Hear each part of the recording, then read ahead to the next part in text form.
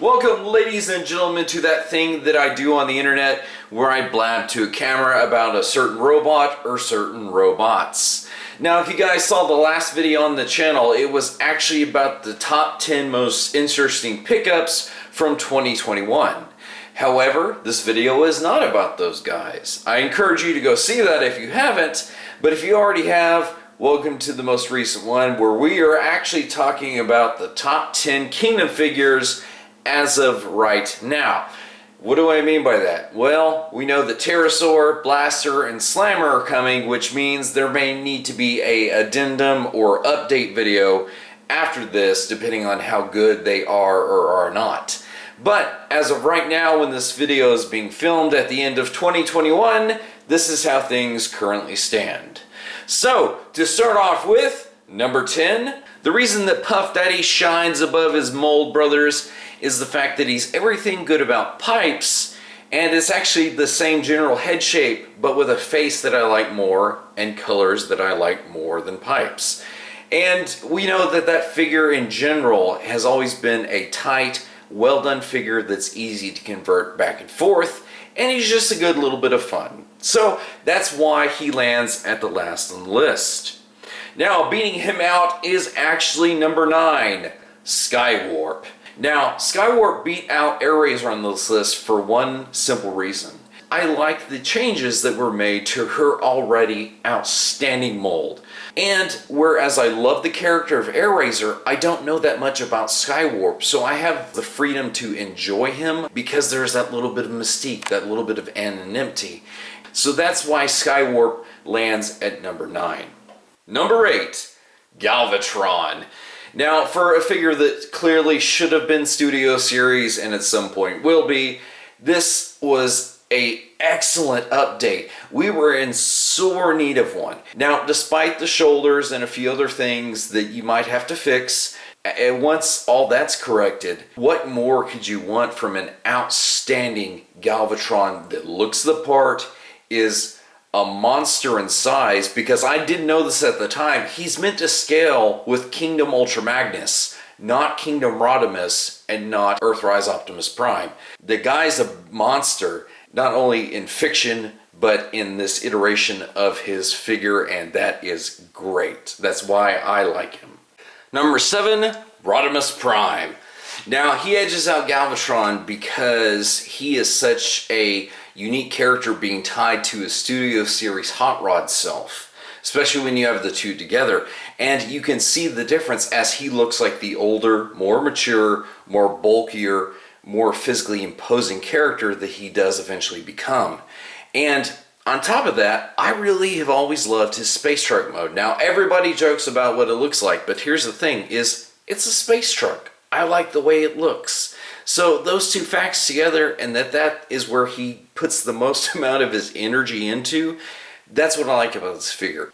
Is it perfect by any stretch? No, but it is a heck of a lot farther along than the Power of the Primes version that we got. So there is that. Number 6, Scorponok.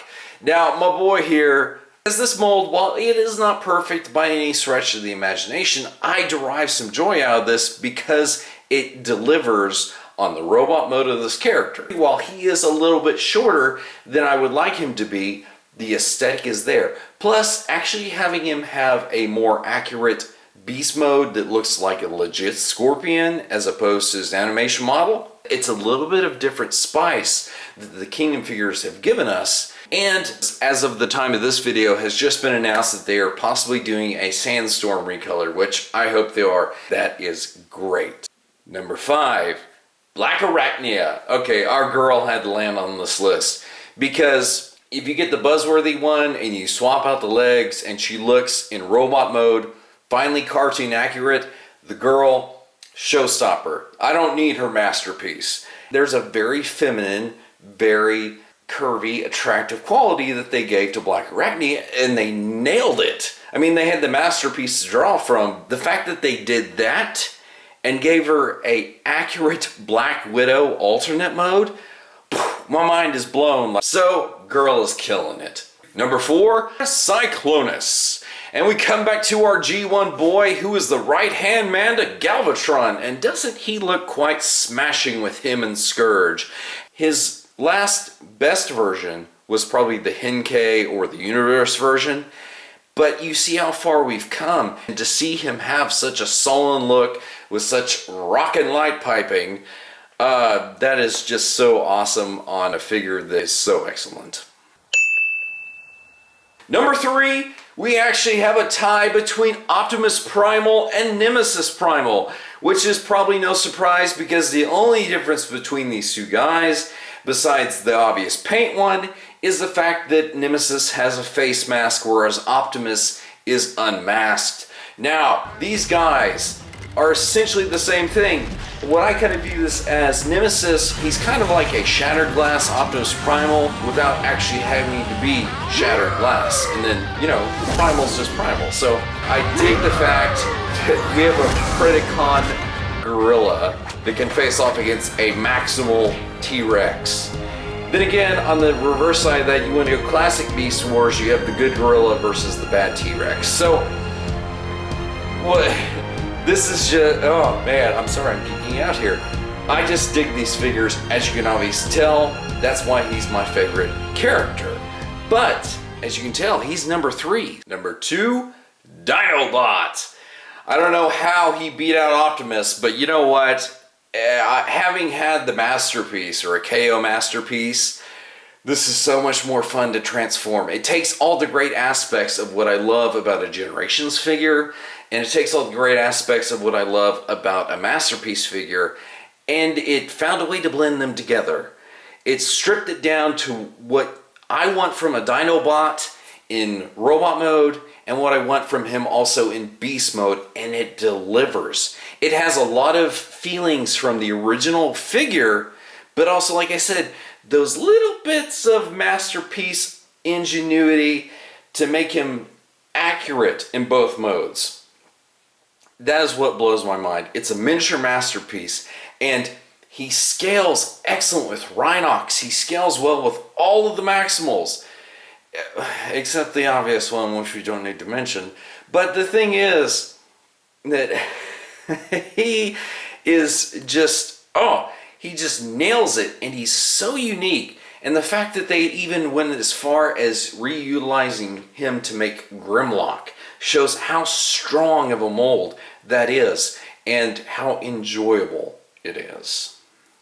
Now, for honorable mentions, guys, I have to say that I think the obvious ones go to the Kingdom molds that are actually G1 accurate versions of Siege molds, and that's primarily Ultra Magnus and Sideswipe. They definitely deserve to be honorable mentions because they are exactly the versions of those characters that we wanted that are 100% screen accurate.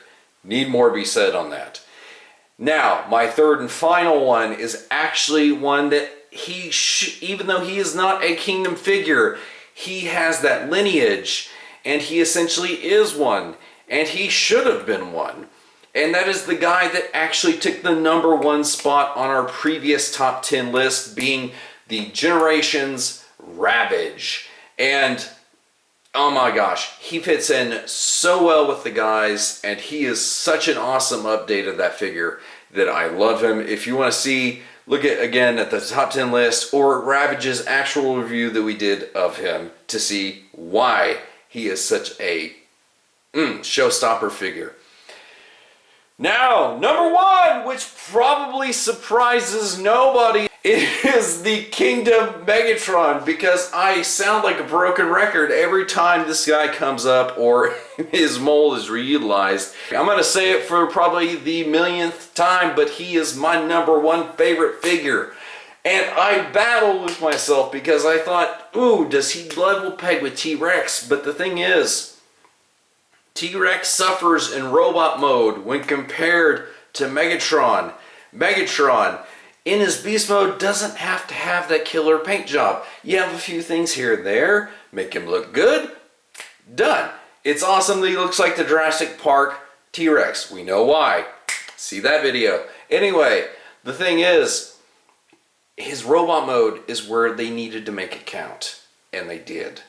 And the fact that he is such a tremendous update from his original 96 figure is, I can't say it enough, is they're taking the classic elements that you want from the original toys, they're seeing what their big budget versions of them are, and they're finding a way to make that blend that is just super enjoyable. And for a character that is so legendary, I am just so glad that we actually have a figure that does his first season form justice. And the fact that now we're getting a dragon version, a season 3 version of this guy, I just hope it's as good. If this is any indicator, I hope his dragon form blows this one out of the water.